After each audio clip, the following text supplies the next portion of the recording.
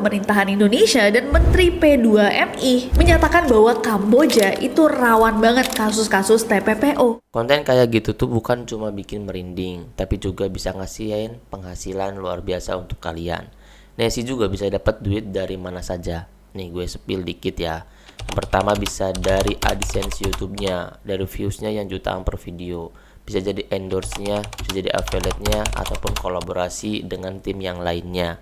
Kalau hitungan kasar, satu video dengan 1 juta views itu bisa dapat sekitar 10-20 juta dari AdSense-nya doang.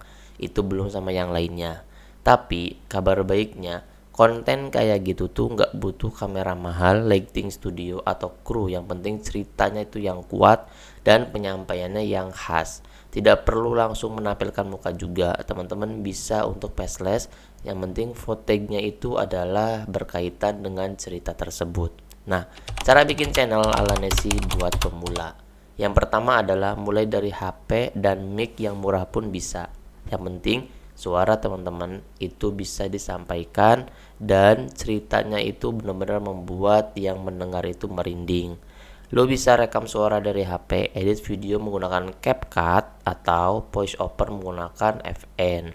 Footage-nya pun bisa teman-teman ambil dari Canva, Pixabay atau yang berkaitan dengan cerita yang akan lo sebarin, yaitu dengan menggunakan AI. Nah, langkah kedua, ambil cerita yang beneran bikin penasaran. Gak harus horor sebenarnya. Bisa kisah inspiratif, kisah tragis, atau true crime lokal. Yang penting narasinya itu kuat dan ada emosi.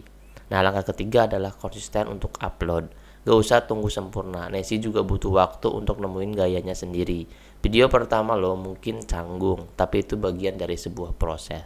Dan yang keempat adalah optimasi thumbnail dan judul yang gigit. Pakai judul yang bisa bikin kita mikir, hah? Masa? Misalnya, kisah nyata, 2 hari terkurung di lift tanpa diketahui siapapun. Kenapa semua penumpang di kursi nomor 14 menghilang? Jadi ada sesuatu yang membuat kita penasaran untuk terus nonton sampai akhir. Jadi, kalau lu ngerasa cuma bisa cerita doang dan gak bisa ngedit, itu justru modal awal lu mulai dari awal.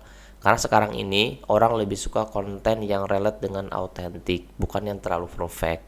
Bikin konten cerita tuh bukan cuma buat seru-seruan, tapi bisa jadi sumber penghasilan. Bangun personal branding kalian, bahkan sampai lu dikenal oleh jutaan orang. Cerita punya kekuatan dan sekarang giliran lu yang akan nyeritain. Selamat berstorytelling. Jangan lupa di subscribe untuk konten dan edukasi lainnya.